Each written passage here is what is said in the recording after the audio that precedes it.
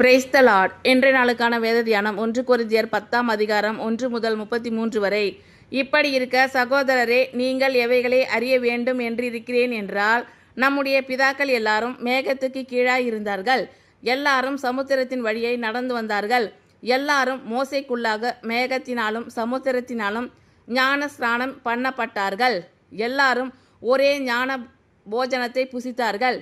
எல்லாரும் ஒரே ஞான பானத்தை குடித்தார்கள். எப்படியெனில் அவர்களோடே கூட சென்ற ஞான கண்மலையின் தண்ணீரை குடித்தார்கள். அந்த கண்மலை கிறிஸ்துவே. அப்படி இருந்தும் அவர்களில் அதிகமான பேர்களிடத்தில் தேவன் பிரியமாய் இருந்ததில்லை.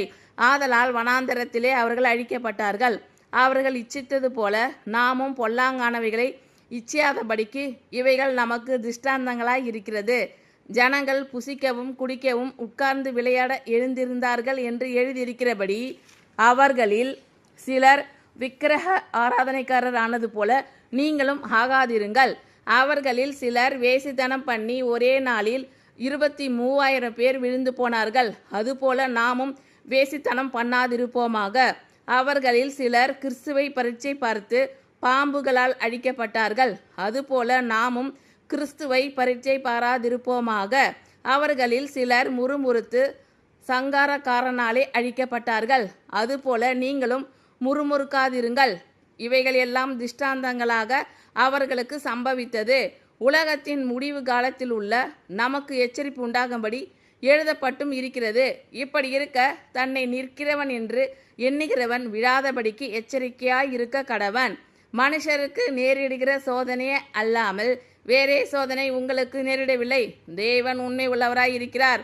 உங்கள் திராணிக்கு மேலாக நீங்கள் சோதிக்கப்படுகிறதற்கே அவர் இடம் கொடாமல் சோதனையை தாங்கத்தக்கதாக சோதனையோடு கூட அதற்கு தப்பி கொள்ளும்படியான போக்கையும் உண்டாக்குவார்.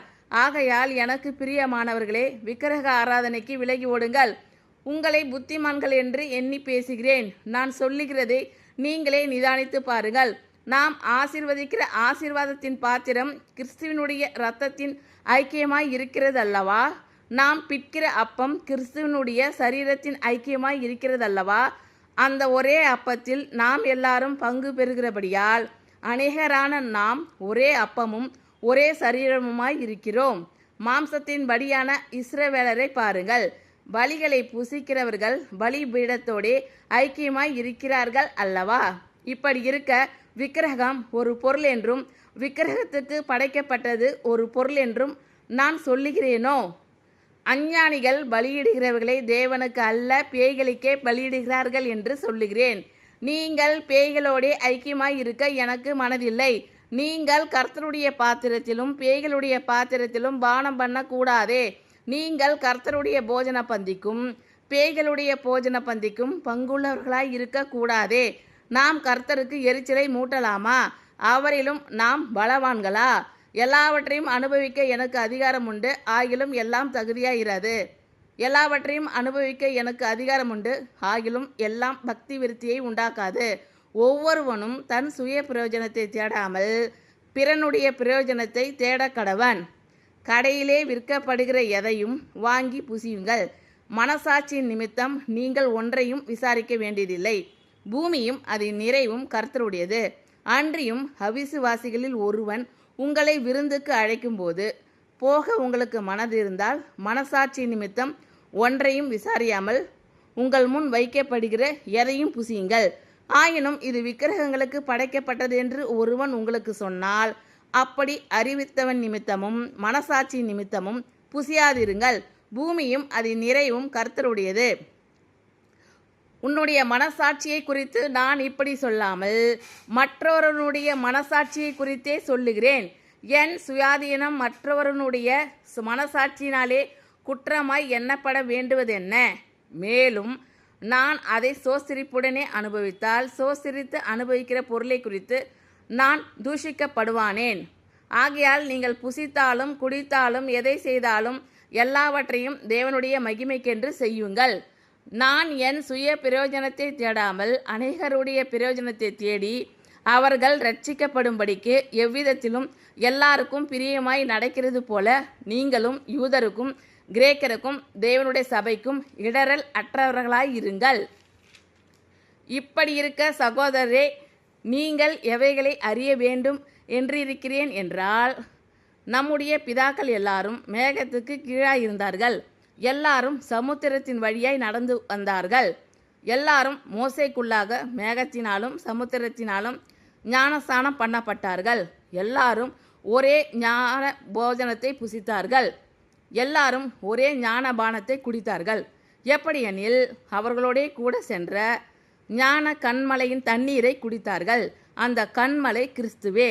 அப்படி இருந்தும் அவர்களில் அதிகமான பேர்களிடத்தில் தேவன் பிரியமாய் இருந்ததில்லை. ஆதலால் வனாந்தரத்திலே அவர்கள் அழிக்கப்பட்டார்கள்.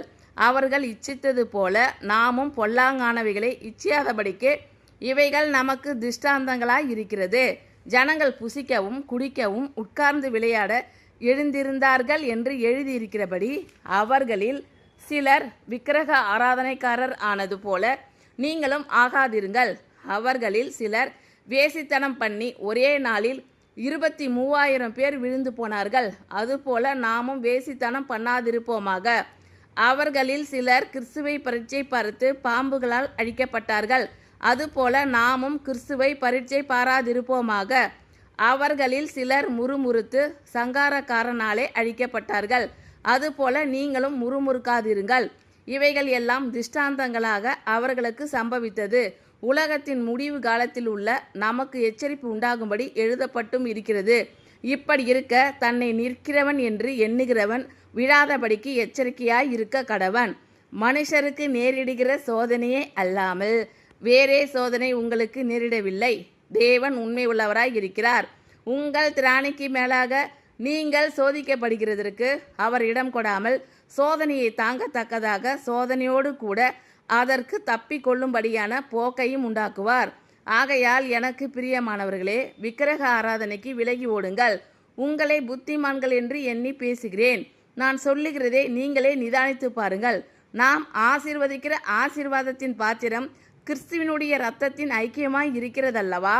நாம் பிற்கிற அப்பம் கிறிஸ்துவினுடைய சரீரத்தின் ஐக்கியமாய் இருக்கிறதல்லவா? அந்த ஒரே அப்பத்தில் நாம் எல்லாரும் பங்கு பெறுகிறபடியால் அநேகரான நாம் ஒரே அப்பமும் ஒரே சரீரமுமாய் இருக்கிறோம். மாம்சத்தின்படியான இஸ்ரவேலரை பாருங்கள். பலிகளை புசிக்கிறவர்கள் பலிபீடத்தோடே ஐக்கியமாய் இருக்கிறார்கள் அல்லவா?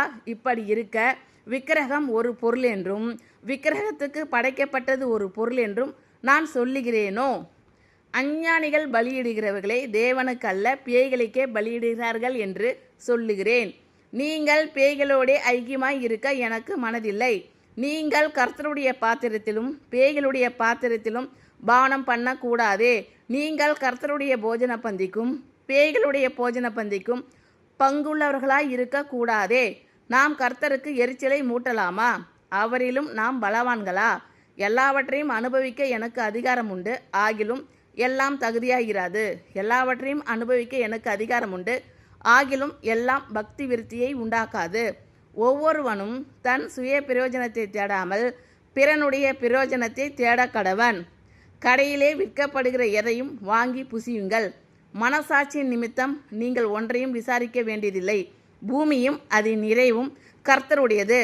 அன்றியும் அவிசுவாசிகளில் ஒருவன் உங்களை விருந்துக்கு அழைக்கும்போது போக உங்களுக்கு மனது இருந்தால் மனசாட்சி நிமித்தம் ஒன்றையும் விசாரியாமல் உங்கள் முன் வைக்கப்படுகிற எதையும் புசியுங்கள். ஆயினும் இது விக்கிரகங்களுக்கு படைக்கப்பட்டது என்று ஒருவன் உங்களுக்கு சொன்னால் அப்படி அறிவித்தவன் நிமித்தமும் மனசாட்சி நிமித்தமும் புசியாதிருங்கள். பூமியும் அதன் நிறைவும் கர்த்தருடையது. உன்னுடைய மனசாட்சியை குறித்து நான் இப்படி சொல்லாமல் மற்றொருவனுடைய மனசாட்சியை குறித்தே சொல்லுகிறேன். என் சுயாதீனம் மற்றொருவனுடைய மனசாட்சியினாலே குற்றமாய் எண்ணப்பட வேண்டுவது என்ன? மேலும் நான் அதை சோஸ்தரிப்புடனே அனுபவித்தால் சோஸ்தரித்து அனுபவிக்கிற பொருளை குறித்து நான் தூஷிக்கப்படுவானேன். ஆகையால் நீங்கள் புசித்தாலும் குடித்தாலும் எதை செய்தாலும் எல்லாவற்றையும் தேவனுடைய மகிமைக்கென்று செய்யுங்கள். நான் என் சுய பிரயோஜனத்தை தேடாமல் அநேகருடைய பிரயோஜனத்தை தேடி அவர்கள் ரட்சிக்கப்படும்படிக்கு எவ்விதத்திலும் எல்லாருக்கும் பிரியமாய் நடக்கிறது போல நீங்களும் யூதருக்கும் கிரேக்கருக்கும் தேவனுடைய சபைக்கும் இடரல் அற்றவர்களாய் இருங்கள். ஆமென். Thank you lord. கர்த்தர் உங்கள் அனைவரையும் ஆசீர்வதிப்பாராக. God bless you all.